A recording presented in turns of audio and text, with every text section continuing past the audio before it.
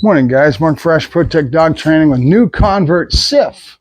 Now, SIF is an interesting case by virtue of the fact that this dog has been well raised, trained by the owner, very good temperament, with the breeding's probably pretty good. She's a smaller shepherd female, but their problems are more of a hardwiring ingrained instincts of a dog, that you have a difference. How much is training of behaviors, heel, sit down, stay, and how much is a temperament? How much is the core of the dog as far as the core wiring and instincts of the genetics and temperament of this dog, right? Their problems are in the hardwiring area. So because of that, I can only do the best job I can with the tools I got. So what I'm going to do, this dog's already been trained by the owner. She's doing a lot of behaviors that are already there. Good girl, Sif. She's a sweetheart, but she's instinctively being a German Shepherd. She's barking at things that are outside. If she hears any noises, she right away starts barking and gets into territorial type of barking, because that's a hard wiring of a dog. So what we're going to do at this point, remember, this is the first day. I'm just getting to know her, but I've already kind of sensed and feel that she's a big sweetheart. She says, I'm a good girl. She's got a very good temperament. She had a very good upbringing, and her owner put a lot of work into her when she was a puppy. And that means that she's different than most dogs. I don't have to address major problems and flaws within the dog's conditioning and genetics, because people didn't know what they were doing. He put a lot of work into this, right? So she's following lure. Yes. So she understands what all this. So right now, my biggest thing is to build a relationship with the dog, right? So first thing I'm going to do is a lot of this. A little soft, huh? A little soft, but that's normal. She's in that first day period where she's scared. All she really wants to do is flight and get away. And she's not sure who I am, what's going on, but she's got a solid temperament. Nope. Good, good. So I am going to set up some consistent behavioral things like this door. See how she's wanting to go out? I want to go the other way with it so that it opens outwards. And I'm not going to really give her much of a correction, but I'm just going to tell her no and get her to not want to. No. Good. Nope. So one of the problems is she's charging people when she hears noise or something at the front door and the owner opens the door. She's charging out on the grass, and she stops, but it still scares the heck out of people with a dog that's coming out of nowhere charging him. So again, very instinctive, very hardwired as far as a dog's core temperament and behaviors that are in the genetics of a dog like this. And she's never been taught to bite. She doesn't have any of that, but it's instinctive. Dogs are very instinctively, the core of a dog is very similar with most dogs. And I'm going to play with her a little bit and see what kind of flaws she has, but I don't think she has many. Things like this has just got to be conditioned in. So we'll do things, door routine. Dog's not allowed to go out of the door until she's told. So that'll give us a grounding. I'm going to probably work her into a stem collar and set up a communication with the stem collar and do something that I normally wouldn't do. Normally, I make customers go at this level and then build to this level and keep working on whatever we're trying to achieve, so that you set up a proper communication baseboard. I'm going to do that with her as well, but I know that she's already got a very good temperament. She's pretty solid in a lot of things. We'll find out as we get out in public what she acts like and what she does. But what we're doing is we're fighting or over dealing with the core of a dog, meaning these are the core instincts of a dog. How much is training and how much is management, right? So what I'm going to do already kind of in my mind here, and my first day, it's kind of evaluating it. Good girl, come on. Good girl, good, there you go. Good girl, good. Is reaffirm a communication baseboard, have a lot of things that are just set. One of those is that door routine, right? So that she knows she's not supposed to break out of that door. It gives us the ability to be able to correct the dog if she does the wrong thing, and she starts to understand what we require of our environment. That's what we're going to be working on. The other one is that she's a barker. So she hears a noise, she starts barking, and it's an incessant type of barking. Well, we're going to have to use tools. You know, there's only so much we can do. Dogs being dogs, you've got to learn to accept a dog for who they are, and then manage. How much is management? How much is specific heel, sit down, stay type training? So this is a customized type of work. She has no clue what this is or what I want out of this. Come on. Yes, good, good. So I'm going to start bringing in the clicker right away, reaffirm our communication baseboard, and really get it set. So she's not taking food right now because she's just a little too excited. Again, her brain is in a certain place based on the first day being here. A lot of fear, trepidation, a lot of instinctive, I want to flight, I want to run away. She's not afraid, don't get me wrong. It's what dogs go through when they start going through a pattern and routine. So that's the first thing, is to build a relationship with her, set up a pattern and routine with her so that she starts knowing I'm going to come every morning and take her out and take her for walks, all that. The owner already said that she drops her diet when she's a little upset, so she's probably not going to want to eat, right? So I'm going to have 2 or 3 days of trying to get her to eat. She probably won't eat. I'll put a bowl of food in there in a bit. She didn't get fed last night, so she's hungry this morning, which I let her stay unfed because I wanted to keep her hungry so that she bonds with me a little better, right? We got to build a relationship.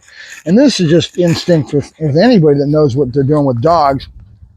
She's not showing me any more or any less than she would anybody. Come on. Good girl. Good. There you go. Good girl. We're going to get her used to voice tone. We're going to load the clicker. Good girl. Yep. Good girl. And get into these instinctive drives and then we'll build on pattern and routine. I'll come out here 2, 3 times today and work her and basically just get her into my tables and the bowls and the clicker, right? We're going to load our clicker, get her used to what's going on. I always do this. Every dog we do the same thing with. We build bond and relationship for the first 2 or 3 days. And we don't do hardly anything, yanking the dog around or doing anything other than really concentrating on this and seeing where the dog's head's at. She obviously has a lot in the bank already. She's following lure. She's going after food. She doesn't know what the bowl is, but I'm going to show her what that is by loading clicker. See what I'm doing? I'm loading clicker right when she touched it. She doesn't know what I want, but as soon as she figures it out, she's going to start driving because she has a very developed nature caused by 2 things: environment and genetics. What does she have genetically? I have a feeling she's pretty well bred. Genetically, she's pretty solid. And also probably environmentally. Her owner has done a lot of work with her. Good girl. Good. You all right? Come on. Good girl. See how that harder stroke and kind of pitch in her jowl? She's not used to being handled that way. Does that make me want to stop? No, I want to keep doing that because I'm trying to build some strength in her in that regard. She's not weak. She probably would be effective if somebody came at her strong or whatever, but we're going to find out more as we go along. Right now is this first preliminary, just seeing where her head's at and having a spot that'll be hers when she comes out of the kennel today, and work 2 or 3 times with this and then load this clicker so she has something to work with. Notice she's not responding to my spatial pressure. She has no clue. She wants to go into a sit. So remember, training with any trainer, the owner has trained this dog, is all about what that owner gives her with body language, voice tone, everything else, and that's what she's used to. So with me, I have a lot of things that are already in the bank with her mentally that,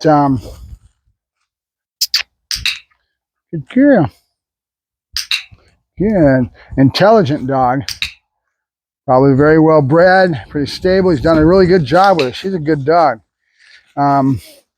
But they have specific requests in regards to this inner core of the dog. The hardwiring is getting in the way. Basically, the barking, territorial, hears a noise and starts incessant barking.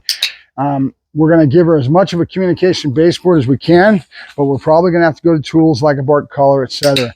Because you're talking instinct. You're talking hardwiring core of an animal that's not going to be suppressed that easily.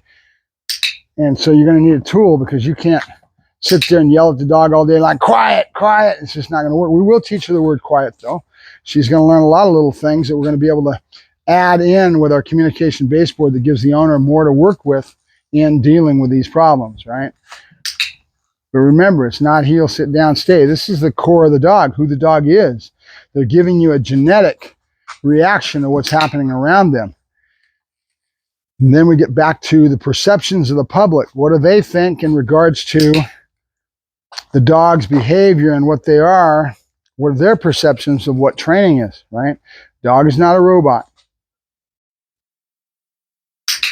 Good. Right when she stepped, I clicked. Good. I'm just trying to get her loaded up on the clicker. She already seems to have an understanding of it. And she's going to the hand. And this stuff probably is a little rusty. You know, people have lifestyles, and when you first got the dog, it was all, you put all that energy into your new dog. And as time goes along, I guess he was in Alaska with her. As time goes along, you start to get a little bit distracted with what's going on in your lifestyle. They got a new baby, that kind of thing. They got a new child in the house. Well, not new, but still relatively new, right? Good. And notice I'm not saying anything. And her commands are kind of like my commands, where I always tell people, what language are you speaking? Well, I have basically a bastardized language. A little German, a little French, a little English. I've got all kinds of, because I've been around all kinds of things. So I have a tendency to use OPA as my heel. This owner, the wife, is fluent in German. Was born in Germany. At a young age, she picked up the language, and she's bilingual, right? She speaks language. So this dog's down is Platz, right? Which is down in German. And I've got to ask him if the heeling command is Fuß, which is German for heel, right?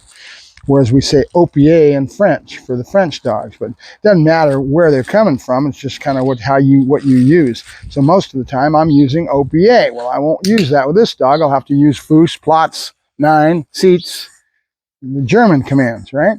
Good girl. And I'll do that because the customer's already done that a lot themselves.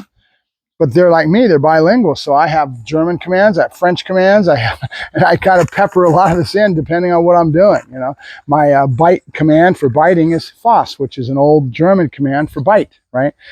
They don't like that anymore. But Giblaut is bark and Platz is down. Good girl. I'm out of hot dogs, baby. I'm out of hot dogs. So that's all we need right now. Just short and sweet. We're done and over with. And I'm doing a cardinal sin. I'm putting my face in front of hers. If you're a brand new dog trainer, don't do it, because you can't read a dog like I can, and you don't have 30 some odd plus years. And first thing I'll do in teaching you to work with your animals is do not put your face in that other dog's face. When you least expect it, they're going to do the unexpected. I always like to say,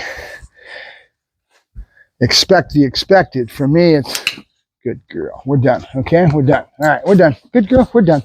So I'm going to set up our communication baseboard to start. Very methodical. And go from there. Good girl, yay. She likes her doghouse. She likes her doghouse. Yes, she does. Little things like this. This is the genetic makeup of a dog. You start to see it. She went right into the kennel real easy. She's probably got a kennel at home. And she dove into her little doghouse that I've got up there. So she didn't do too bad. She was really protest barking last night and being a little upset, which is only natural. She just got here. So I just let her bark herself out. Didn't even try to get her to stop, just because I'm out here in the boonies. This is perfect for her and her barking problems, right? That's the main concern. That and they're charging somebody in the yard as they come by her front yard, and she charges out the front door and gets by real aggressively. So we're going to set up a good pattern. Good girl. Good. One of her other little problems was door bolting. So we'll be working on that and a bunch of little things that we'll try to put together as much as we can so that the owner has something to work with when she comes back in the training aspects of things, because they're going to need to keep following through and make sure the dog understands they're not supposed to do it with them. So we'll get there.